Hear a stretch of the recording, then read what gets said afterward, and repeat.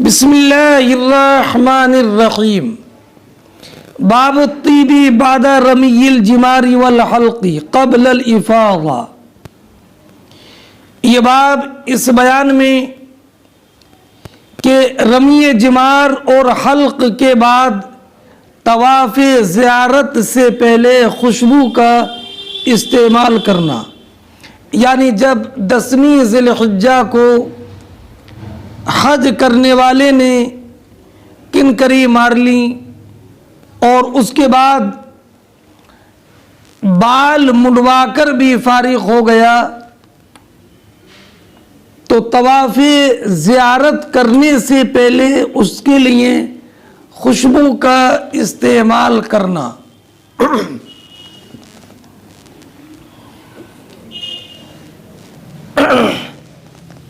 خوشبو کا استعمال کرنا کیسا ہے،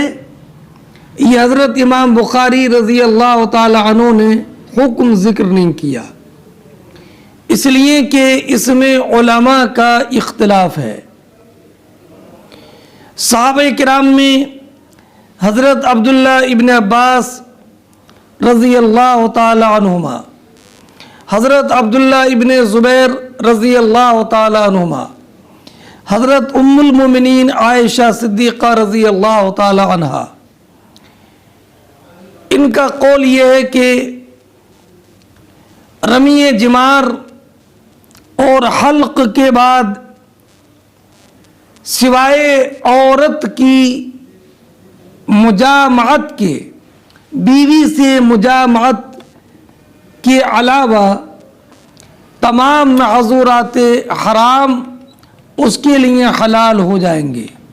خوشبو لگانا بھی اور سلے ہوئے کپڑے پہننا بھی، اور بیوی سے مجامعت تبھی جائز ہوگی جب کہ وہ طواف زیارت کر لے۔ طواف زیارت کرنے سے پہلے اس کے لیے بیوی سے مجامعت کرنا جائز نہیں ہے، لیکن سلے ہوئے کپڑے پہننا اور یا خوشبو کا استعمال کرنا تو یہ رمی جمار اور حلق کے بعد مباح ہو جائیں گے۔ یہ قول سالم کا ہے، طاؤس کا ہے، ابراہیم نخعی علیہم الرحمۃ والرضوان کا ہے، اور یہی قول حضرت امام اعظم، امام شافعی، امام احمد، اسحاق اور ابو ثور کا ہے۔ عبداللہ ابن عمر اور حضرت عمر ابن خطاب رضی اللہ تعالی عنہ کا قول یہ ہے کہ رمی جمار اور حلق کے بعد طواف زیارت سے پہلے بیویوں سے مجامعت اور خوشبو کا استعمال کرنا حلال نہیں ہوگا، اس کے علاوہ تمام محظورات احرام حرام ہو جائیں گے۔ اور امام مالک رضی اللہ تعالی عنہ نے فرمایا کہ رمی جمار اور حلق کے بعد طواف زیارت سے پہلے بیویوں سے مجامعت اور شکار کرنے کے علاوہ ہر چیز حلال ہوگی۔ امام اعظم رضی اللہ تعالی عنہ کی دلیل یہ حدیث مبارک ہے جو ذکر کی، حدثنا علی بن عبد اللہ قال حدثنا سفیان قال حدثنا عبد الرحمن بن القاسم وكان أفضل زمانه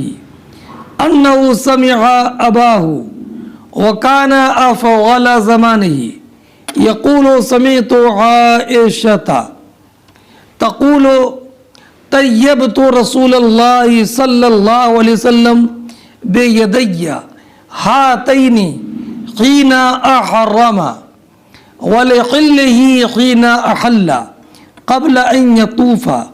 وبسطت يديها۔ حضرت سفیان ابن عیینہ بیان فرماتے ہیں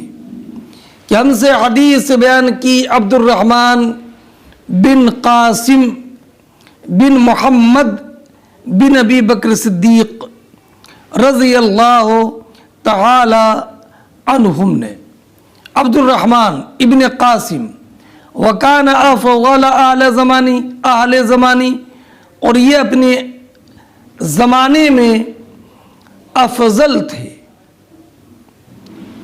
بلند پایا تھے، انہو سمع اباہو کہ انہوں نے اپنے والد قاسم بن محمد بن ابی بکر صدیق کو سنا، وکان افضل اہل زمانی، اور ان کے والد اپنے ہم عصر میں سب سے افضل تھے۔ یہ قاسم بن محمد فقہائے سبعہ میں سے ایک ہیں، مدینہ کے 7 فقہاء میں سے ایک حضرت قاسم بن محمد بن ابی بکر صدیق رضی اللہ تعالی عنہم کا شمار ہوتا ہے۔ حضرت قاسم نے بیان کیا کہ میں نے ام المومنین عائشہ صدیقہ رضی اللہ تعالی عنہا سے سنا کہ انہوں نے بیان فرمایا کہ میں نے اپنے دونوں ہاتھوں سے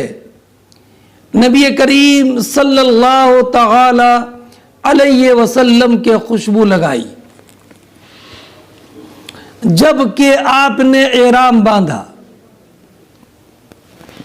وَبِحَلِّهِ حِينَ أَحَلَّ، اور جب کہ آپ نے احرام کھولا، قبل ان یطوف طواف زیارت سے پہلے، اور وَبَسَطَتْ یَدَیَّ، حضرت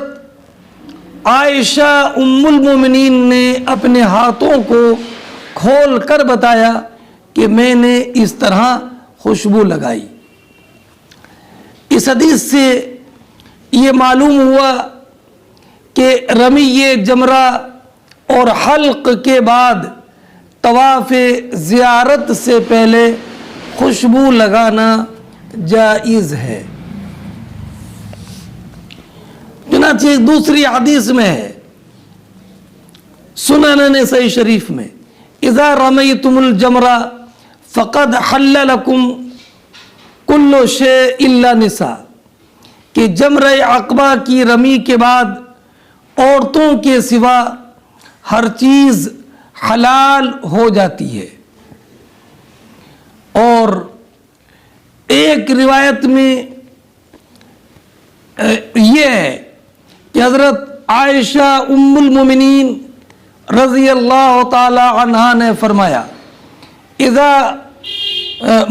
نبی کریم علیہ السلام نے فرمایا اذا رمیتم وحلقتم فقد حل لکم الطیب والثیاب وکل شیء الا النساء، کہ جب تم نے رمی جمار کر لی اور بال منڈوا لیے تو تمہارے لیے خوشبو لگانا اور سلے ہوئے کپڑے پہننا اور تمام چیزیں جو احرام کی وجہ سے ممنوع تھی وہ سب حلال ہو گئی، الا النساء، سوائے عورتوں کی مجامعت کے۔ تو اس سے یہی معلوم ہوا کہ طواف زیارت کرنے سے پہلے ہی جب رمی جمرہ اور حلق ہو جائے تو اس کے بعد سوائے عورتوں کی مجامعت کے تمام چیزیں مباح ہو جاتی ہیں۔ باب طواف الوداع، یہ باب ہے طواف وداع کے حکم کے بیان میں۔ طواف وداع کے حکم کے بیان میں اس طواف وداع کو طواف رخصت بھی کہتے ہیں۔ یہ مکہ مکرمہ سے رخصتی کا طواف ہوتا ہے۔ میقات سے باہر رہنے والوں پر یہ واجب ہے، اور مکہ مکرمہ اور میقات کے اندر رہنے والوں پر طواف وداع واجب نہیں ہے۔ ایسے ہی اگر مکہ مکرمہ سے روانگی کے وقت عورت حیض یا نفاس سے ہو تو اس پر بھی طواف وداع واجب نہیں۔ یہ طواف بے رمل و سعی اور بے اضطباع کیا جائے گا۔ البتہ طواف وداع کے بعد مقام ابراہیم پر 2 رکعت مقام ابراہیم کے پاس 2 رکعت نماز پڑھی جائے گی۔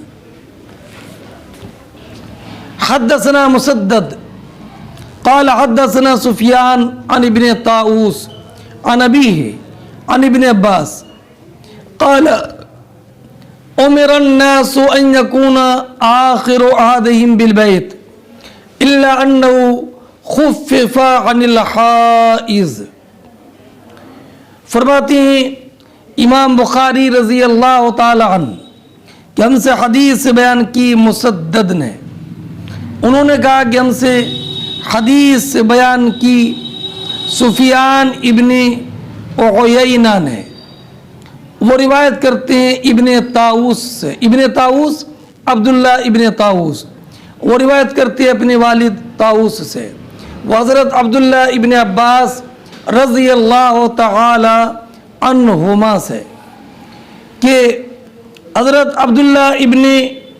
عباس فرماتے ہیں امر الناس لوگوں کو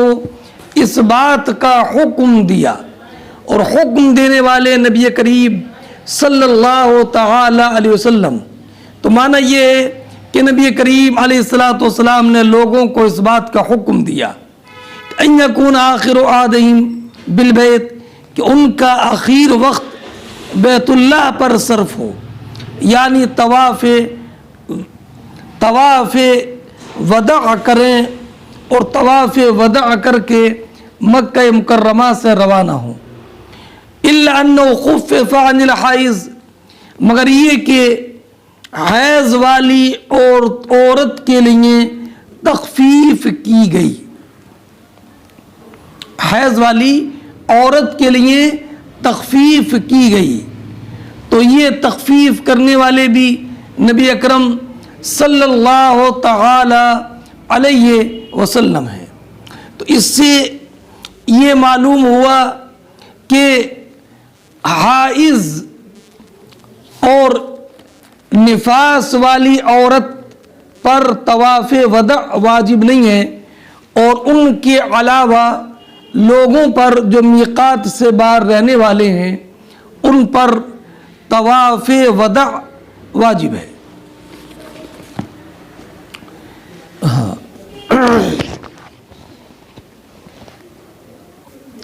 ایک روایت میں حضرت عبداللہ ابن عباس سے یوں ہے کہ عبداللہ ابن عباس نے فرمایا کانن کہ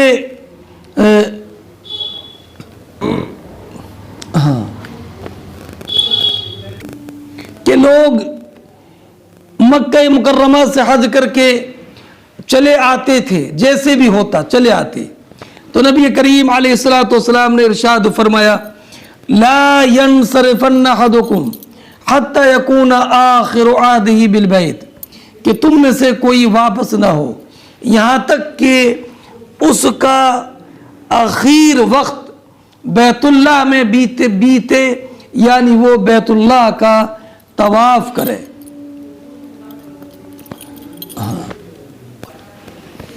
حدثنا اصبغ بن الفرجی قال اخبرنا ابن وهب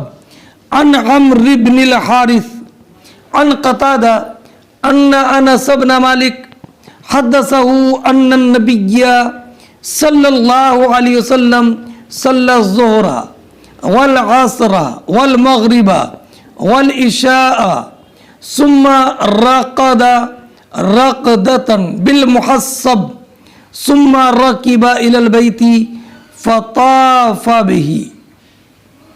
محل ترجمہ اس جملے میں ثم رکب الی البیت فطاف به، طواف سے مراد طواف وداع ہے۔ فرماتے ہیں کہ امام بخاری کے ہم سے حدیث بیان کی اسبق ابن فرج نے، انہوں نے کہا کہ ہمیں خبر دی ابن وہب نے، ابن وہب عبداللہ ابن وہب، وہ روایت کرتے ہیں عمرو ابن حارث سے، انہوں نے روایت کی حضرت قتادہ سے، انہوں نے روایت کی انس ابن مالک رضی اللہ تعالی عنہ سے، کہ انس ابن مالک نے بیان کیا کہ نبی اکرم صلی اللہ تعالی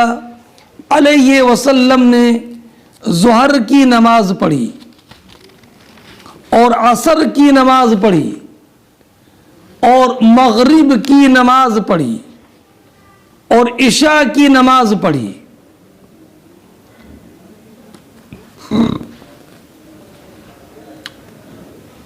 کہاں پر؟ محسب میں۔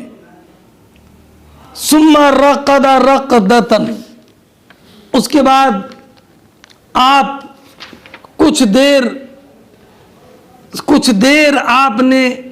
آرام فرمایا، کچھ دیر آپ سوئے، اور کہاں پر؟ محسب میں۔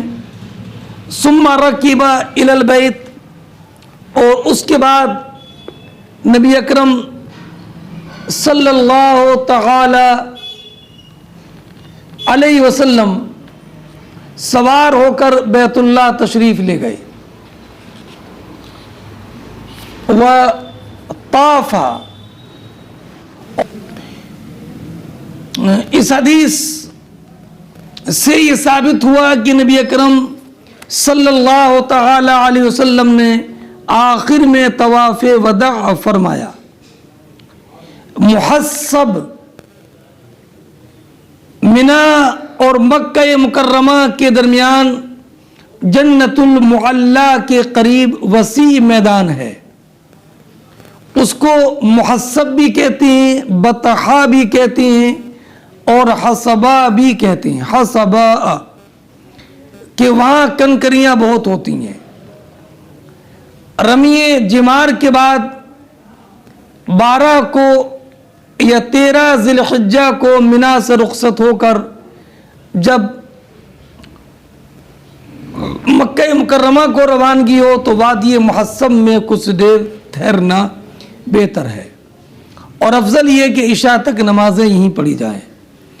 اور ایک نیند لے کر کچھ سو کر مکہ معظمہ میں داخل ہوں۔ فرماتے ہیں تابعہ اللیث قال حدثني خالد عن سعید عن قتادہ ان انس بن مالک حدثه عن النبی صلی اللہ علیہ وسلم۔ فرماتے ہیں عمرو ابن حارث نے اس حدیث کی روایت کی ہے قتادہ سے، تو قتادہ سے اس حدیث کی روایت کرنے میں عمرو ابن حارث کی مطابقت کی ہے خالد نے، خالد ابن یزید نے، انہوں نے روایت کی ہے سعید ابن ابی ہلال سے، اور امام بزاز اور طبرانی نے یہ ذکر کیا کہ خالد سعید ابن ابی ہلال سے اس حدیث کی روایت میں متفرد ہے، اور لیث خالد سے روایت کرنے میں، اس حدیث میں خالد سے روایت کرنے میں متفرد ہے، اور سعید ابن ابی ہلال نے قتادہ عن انس، قتادہ سے انس، حضرت انس بن مالک سے قتادہ کے حوالے سے اس حدیث کے علاوہ کوئی دوسری حدیث روایت نہیں کی ہے۔ باب اذا حاضت المرأة بعد ما افاغت، یہ باب اس بیان میں کہ اس میں یہ ذکر کیا جائے گا کہ جب عورت حائضہ ہو جائے طواف زیارت کے بعد، یعنی طواف زیارت جو کہ حج کا رکن ہے، تو اگر طواف زیارت کرنے کے بعد اس کو حیض آ جائے تو اس سے طواف وداع ساقط ہوگا یا نہیں؟ فرماتے ہیں حدثنا عبداللہ بن یوسف قال اخبرنا مالک عن عبد الرحمن بن القاسم عن ابیہ عن عائشة ان صفیہ بنت حی زوج النبی صلی اللہ علیہ وسلم حاضت فذکرت ذلك لرسول اللہ صلی اللہ علیہ وسلم فقال احابستنا هي قالوا انها قد افاضت قال فلا اذن۔ فرماتے ہیں حضرت عبد الرحمن ابن قاسم اپنے والد قاسم بن محمد بن ابی بکر صدیق رضی اللہ تعالی عنہما سے روایت کر کے، وہ روایت کرتے ہیں ام المومنین عائشہ صدیقہ رضی اللہ تعالی عنہ سے کہ ام المومنین بیان فرماتی ہیں کہ نبی کریم صلی اللہ علیہ وسلم کی زوجہ محترمہ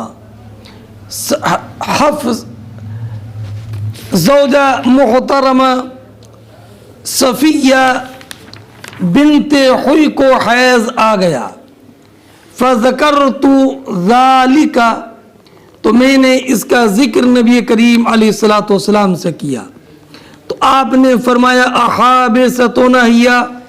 کیا ہم کو وہ روک رکھے گی کہ ان کے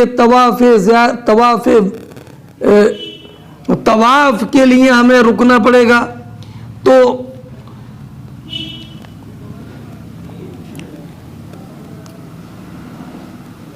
لوگوں نے کہا کہ انہا قد افاضت یا رسول اللہ، وہ طواف زیارت کر چکی ہیں، تو فرمایا فلا اذن، تو آپ نے فرمایا پھر کوئی بات نہیں، پھر کوئی بات نہیں۔ تو اس سے یہ معلوم ہوا کہ اگر طواف زیارت کے بعد عورت کو حیض آ جائے تو اس سے طواف وداع ساقط ہے، طواف وداع اس سے ساقط ہو جاتا ہے۔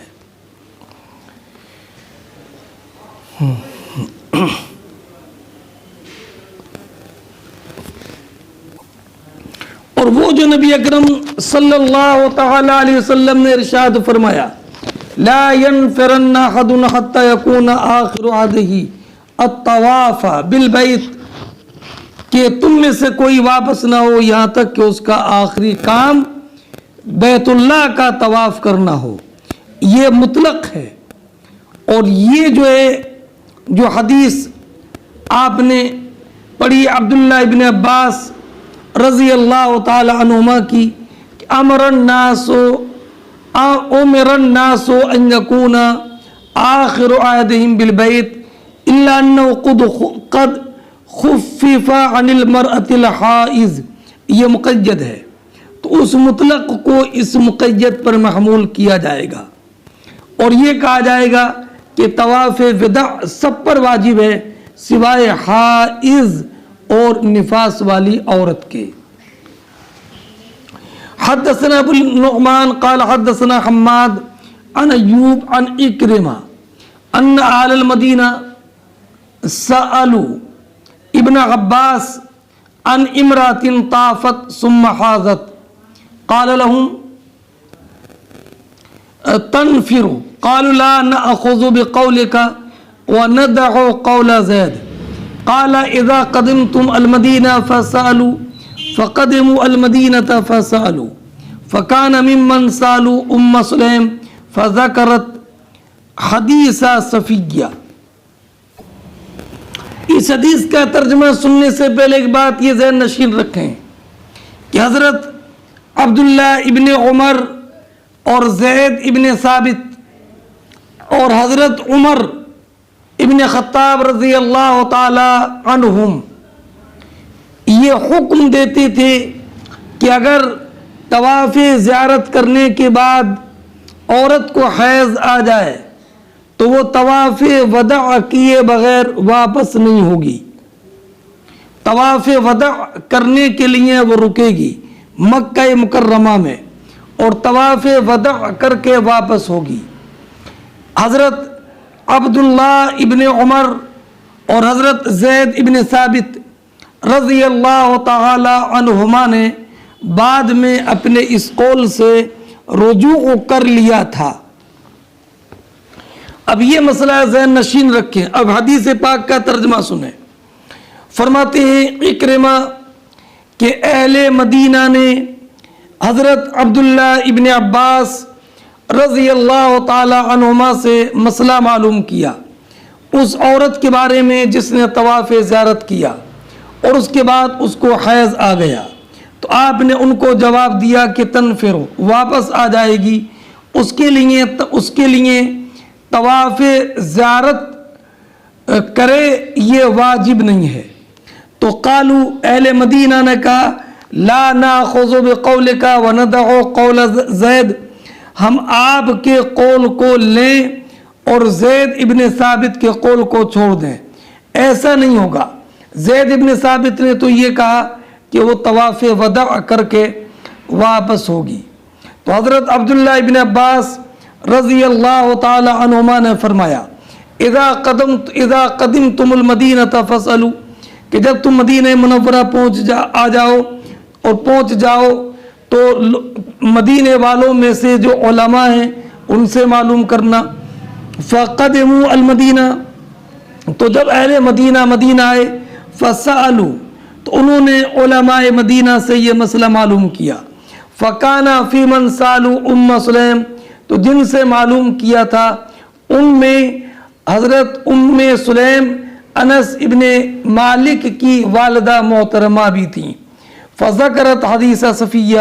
تو انہوں نے حضرت صفیہ کا واقعہ ذکر کیا اور یہ بتایا کہ صفیہ کو حیض آ گیا تھا، ام المومنین صفیہ کو، اور طواف زیارت کے بعد تو نبی کریم علیہ الصلوۃ والسلام نے فرمایا تھا فلا اذن، کہ تب اب رکنا ان پر ضروری نہیں ہے، طواف وداع کے بعد بھی، طواف وداع سے پہلے بھی یہ چلی جائیں اور طواف وداع کے لیے رکنا لازم نہیں ہے۔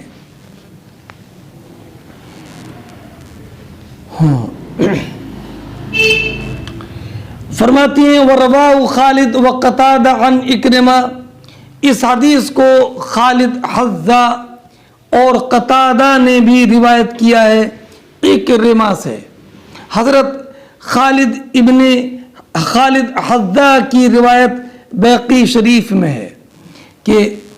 اس میں اکرمہ سے روایت ہے، انہوں نے روایت کی عبداللہ ابن عباس سے کہ نبی کریم عبداللہ ابن عباس نے فرمایا اذا طافت یوم النحر ثم حاضت فلتنفر، اور زید ابن ثابت نے کہا کہ وہ واپس نہیں آئے گی جب تک کہ پاک نہ ہو جائے اور بیت اللہ کا طواف نہ کر لے۔ تو پھر زید نے اس کے بعد عبداللہ ابن عباس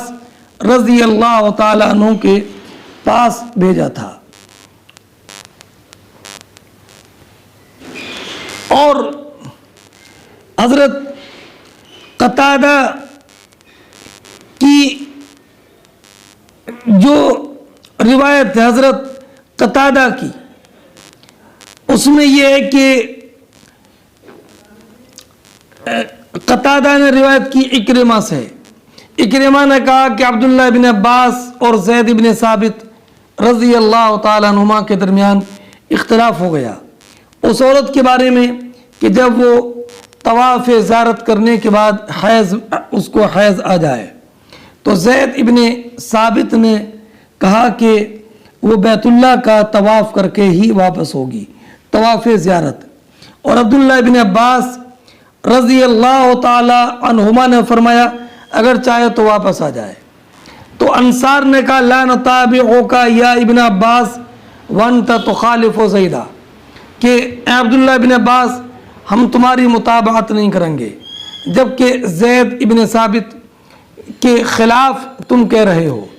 تو حضرت عبداللہ ابن عباس نے کہا صلو صاحبتکم ام سلیم، تم اپنی صاحبہ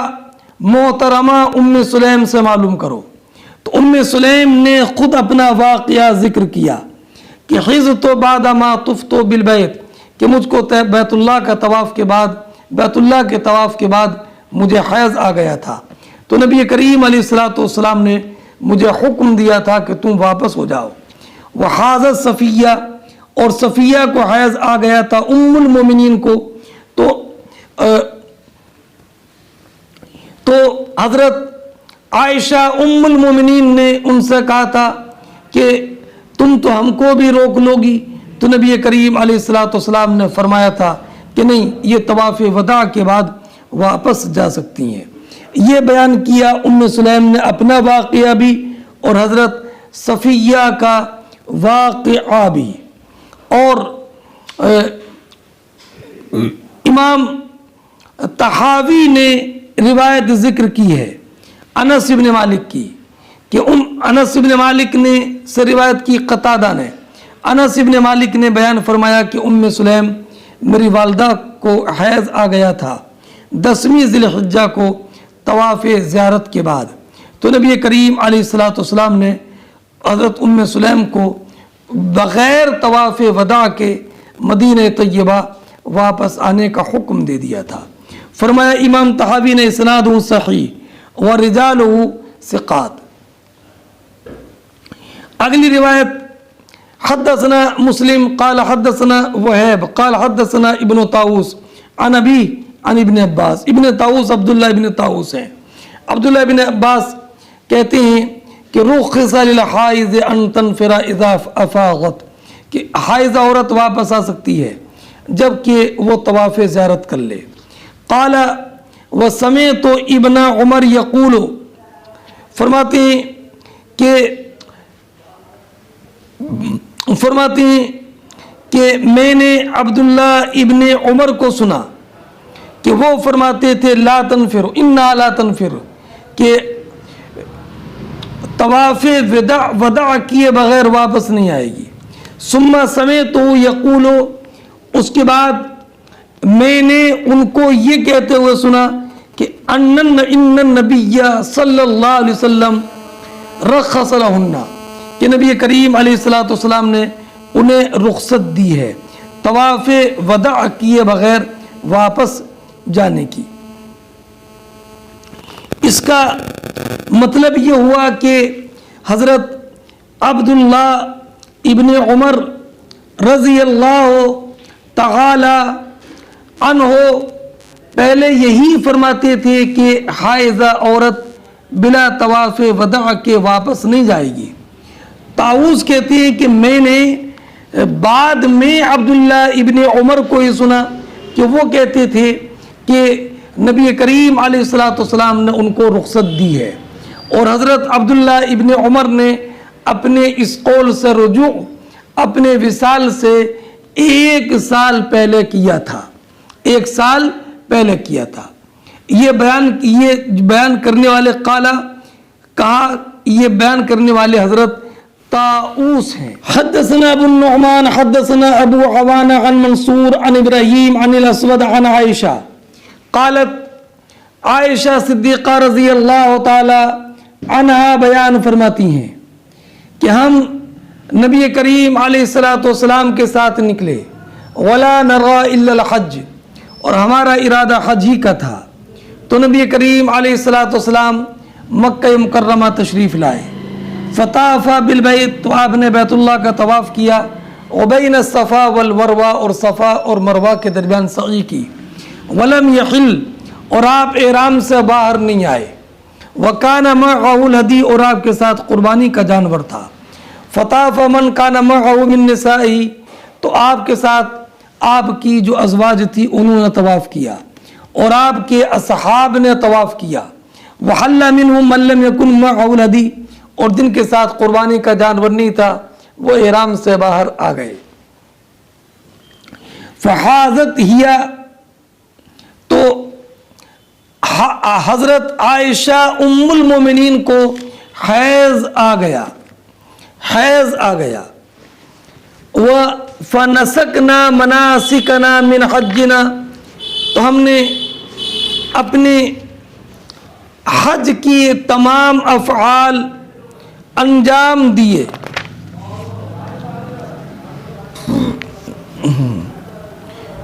فرماتی ہیں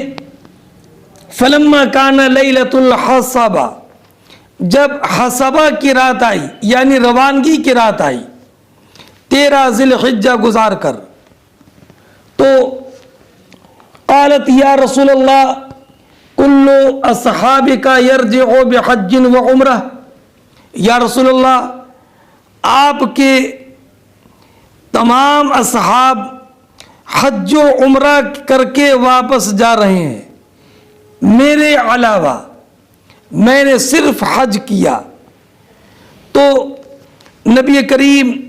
صلی اللہ تعالی علیہ وسلم نے فرمایا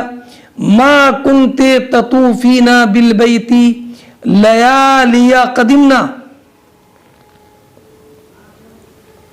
فرمایا کیا تم نے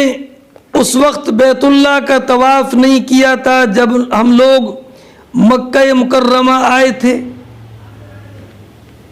تو قلت بلا، اکثر روایتوں میں ہے قلت لا، میں نے کہا کہ نہیں. چنانچہ امام بخاری آگے چل کے بتائیں گے کہ مسدد نے جو روایت کی ہے اس میں ہے لا، کہ جب نبی کریم علیہ الصلوۃ والسلام نے فرمایا عائشہ جب ہم مکہ مکرمہ پہنچے تھے تو کیا تم نے طواف نہیں کیا تھا کہ تمہارا عمرہ ہو جاتا؟ تو قلت لا، میں نے کہا کہ نہیں. اور لا ہی ہے اکثر روایتوں میں، مگر یہاں پر میرے سامنے جو نسخہ ہے اس میں قلت بلا، میں نے کہا بلا بلا. تو بلا کا معنی یہ ہوگا کیوں نہیں، تو اس کا مطلب ہوگا کہ میں نے طواف کر لیا، مگر اکثر روایتوں میں یہ کہ میں نے طواف نہیں کیا. اور آپ نے پڑھا ہے کہ حضرت عائشہ صدیقہ ام المومنین کو حیض آ گیا تھا جب کیا مقام شریف میں تھیں، اور آپ 8ویں ذی الحجہ تک پاک نہیں ہوئی، تو آپ نے طواف نہیں کیا تھا اور آپ کا عمرہ نہیں ہو سکا تھا. تو نبی کریم علیہ الصلوۃ والسلام نے فرمایا کہ اپنا عمرہ چھوڑو اور اپنا احرام کھول دو اور بالوں میں کنگھی کرو اور بعد میں حج کا احرام باندھو. تو اس سے معلوم ہوتا ہے، صحیح صریح طور پر معلوم ہوا کہ حضرت ام المومنین نے طواف نہیں کیا تھا. تو علامہ عینی علیہ الرحمۃ والرضوان نے اس مقام پر فرمایا ہے کہ یہاں پر جو بلا ہے بلا اس کا استعمال عرف کے اعتبار سے نعم کا بھی، کہ نعم کی جگہ پر بھی اس کا استعمال ہوتا ہے. اور نعم کی جگہ پر جب استعمال ہوگا اس کا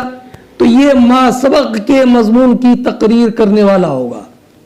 تو ما سبق میں کیا، ما کنت تطوفین بالبیت لیالیہ، اے عائشہ کہ تم نے جب ہم مکہ مکرمہ آئے تھے تو ان راتوں میں تم نے کیا طواف نہیں کیا تھا؟ قلت بلا، تو بلا یہ نعم کی جگہ پر استعمال ہے، تو مانا ہوا کہ ہاں. اب نعم کا مطلب ہوا کہ ہاں میں نے طواف نہیں کیا تھا. اس مقام پر جو بلا ہے یہ نعم کے معنی میں ہے، اس لیے بلا جب نعم کے معنی میں ہوگا تو وہی مطلب ہوگا کہ میں نے طواف نہیں کیا. تو اب بلا والی روایت یا لا والی روایت دونوں کا مفہوم ایک ہوگا کہ ہاں میں نے طواف نہیں کیا. اس بات کو قاعدے سے ذہن نشین رکھیے گا. فرماتی قال، نبی کریم علیہ الصلوۃ والسلام نے فرمایا فخرج مع اخیک، اپنے بھائی عبد الرحمن کے ساتھ مقام تنیم چلی جاؤ. فعلی بعمرہ، اور تم عمرے کا احرام باندھ لینا. موعدو کے مکان کذا و کذا، اور اور تم سے ملاقات فلاں جگہ پر ہوگی۔ حضرت ام المومنین فرماتی ہیں فخرجت مع عبد الرحمن الی التنعیم، میں اپنے بھائی عبد الرحمن کے ساتھ مقام تنیم گئی تو میں نے فعللت بعمرہ، میں نے عمرے کا احرام باندھ لیا۔ وحاضت صفیۃ بنت حی، اور صفیہ بنت حی کو حیض آ گیا تو نبی کریم علیہ الصلوۃ والسلام نے فرمایا اقرا حلقہ انکی لحابستنا۔ اقرا اور حلقہ یہ کلمات زجر و توبیخ کے لیے بولے جاتے ہیں، لیکن کبھی ان کا حقیقی معنی مراد نہیں ہوتا ہے۔ یہ کبھی کبھی یہ کلمات اظہار محبت کے لیے بھی بولے جاتے ہیں، اقرا اور حلقہ، جیسے کہ اردو میں کبھی کبھی محبت میں کسی کو جو ہے وہ ایسا کلمہ بول دیتے ہیں بے وقوف اور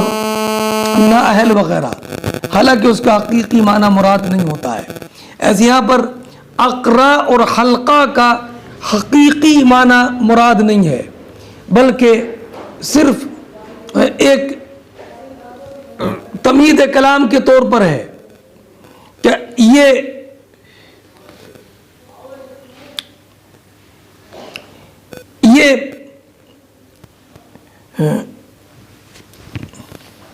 بے عقل سی انک لحابستنا، ہم کو روکے گی، ہم کو روکے گی۔ اما کنتے تفتے یوم النحر، کیا تم نے بیت اللہ کا طواف نہیں کیا تھا 10ویں ذی الحجہ کو جو طواف زیارت ہے؟ تو قالت بلا، تو انہوں نے کہا کیوں نہیں؟ قال فلا باسا، تو کوئی حرج نہیں ہے، انفری، تم اب چلو چلو۔ حضرت عائشہ ام المومنین فرماتی ہیں کہ میں عمرہ کر کے جب واپس آئی فلقیتہ مصعدا علی اہل مکہ، تو میں نے نبی کریم علیہ الصلوۃ والسلام سے اس وقت میرا سامنا ہوا کہ جب نبی کریم علیہ الصلوۃ والسلام مکہ کی بلندی پر چڑھ رہے تھے، وانا منحبتۃ، اور میں نیچے کی طرف آ رہی تھی، اور یا حضرت ام المومنین نے یہ فرمایا کہ میں اوپر چڑھ رہی تھی، وہ ہوا منحبت، اور حضور نیچے کی طرف آ رہے تھے، یہ ہوا۔ وقال مسدد قلت لا، فرماتے امام بخاری رضی اللہ تعالی عنہ کہ مسدد نے یہ کہا کہ عائشہ نے یہ فرمایا قلت لا، میں نے کہا کہ یا رسول اللہ میں نے مکہ مکرمہ آنے کے وقت میں بیت اللہ کا طواف نہیں کیا تھا۔ فرماتے ہیں تابعہ جریر المنصور فی قولی لا، جریر نے منصور سے روایت کر کے مسدد کی متابعت کی ہے ان کے قول لا میں، یعنی جریر کی روایت جو منصور سے ہے اس میں بھی حضرت ام المومنین عائشہ صدیقہ رضی اللہ تعالیٰ عنہ کا قول جو ہے وہ لا ہے، یعنی میں نے کہا کہ لا میں نے طواف نہیں کیا، طواف جو عمرے والا طواف تھا مکہ مکرمہ میں پہنچنے کے وقت میں وہ نہیں کیا۔ باب من صلی العصر یوم النفری بالابطح، یہ باب اس بارے میں کہ کوچ کے دن عصر کی نماز ابطح یعنی محسب میں پڑھنا، اس مضمون کی روایت پہلے بھی گزر چکی ہے۔ اس کو محسب بھی کہا جاتا ہے اور معرس بھی کہا جاتا ہے، اور اس کو ابطح بھی کہا جاتا ہے۔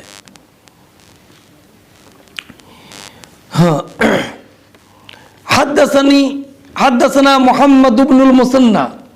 حدثنا اسحاق بن یوسف حدثنا سفیان الثوری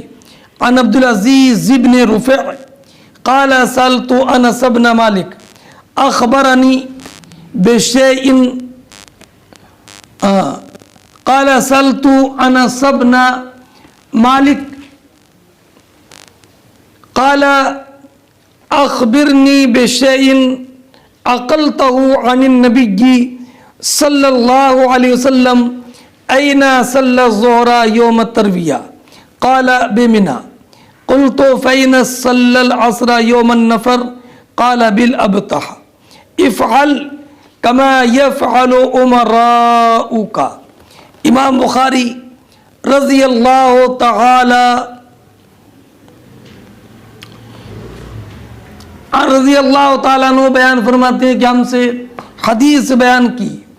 मोहम्मद बिन मुसन्ना ने, उन्होंने कहा कि हमसे हदीस बयान की इस्हाक़ बिन यूसुफ ने,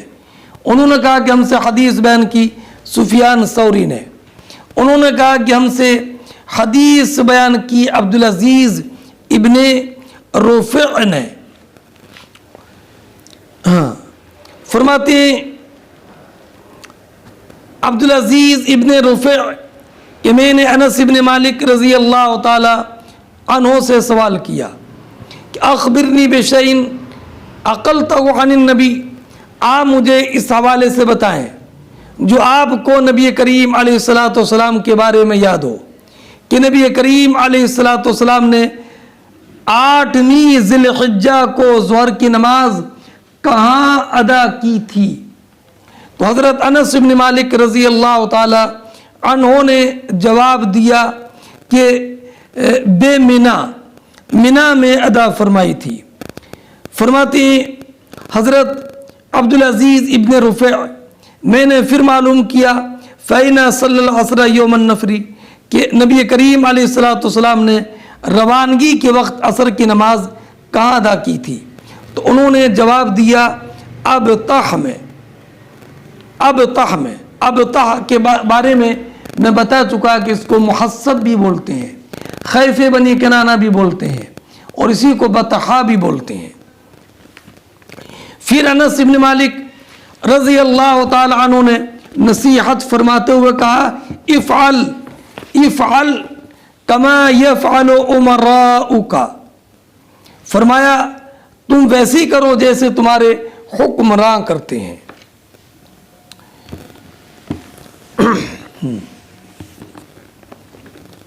हद्दसना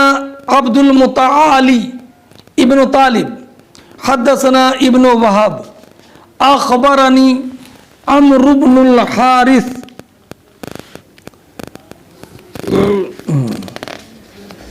अन्ना क़तादा हद्दसहु अन अनस इब्न मालिक हद्दसहु अनिन नबिय्यि सल्लल्लाहु अलैहि वसल्लम अन्नहु सल्ला ज़ुहरा वल असरा वल मग़रिबा वल इशा व रक़द रक़दतन बिल मुहस्सब सुम्मा रकिबा इलल मदीना फताफ़ बिही। ये हदीस अभी मा सबक में गुजरी है। फरमाते इमाम बुखारी के हमसे हदीस बयान की अब्दुल मुतआल इब्न तालिब ने, उन्होंने कहा कि हमसे हदीस बयान की इब्न वहाब ने, उन्होंने कहा कि मुझे खबर दी अमर इब्न हारिस ने कि क़तादा ने उनको बताया अनस इब्न मालिक से रिवायत करके कि अनस इब्न मालिक ने बयान फरमाया नबी करीम अलैहिस्सलातु वस्सलाम से रिवायत करके कि नबी अकरम सल्लल्लाहु तआला अलैहि वसल्लम ने ज़ुहर, असर, मग़रिब और इशा मुहस्सब में पढ़ी व रक़दा रक़दतन, और इशा के बाद नबी करीम अलैहिस्सलातु वस्सलाम ने कुछ देर वहाँ पर आराम फरमाया और कुछ देर आप सोए। सुम्मा रकिबा इलल बैती, उसके बाद नबी करीम अलैहिस्सलातु वस्सलाम सवार होकर बैतुल्लाह शरीफ की तरफ पहुँचे। फताफ़ बिही, तो आपने वहाँ पर तवाफ़ किया। इससे मालूम हुआ कि नबी अकरम सल्लल्लाहु तआला अलैहि वसल्लम ने असर की नमाज अबतह में मुहस्सब में अदा फरमाई। अब्दुल मुतआल इब्न तालिब, इनका इंतकाल 216 हिजरी में हुआ और इन्होंने रिवायत की है इब्ने वहाब से। इब्ने वहाब के बारे में मैं बता चुका कि उनका नाम अब्दुल्ला है, अब्दुल्ला इब्ने वहाब। اور یہ جو ہے فتافہ بھی حضور نے طواف کیا.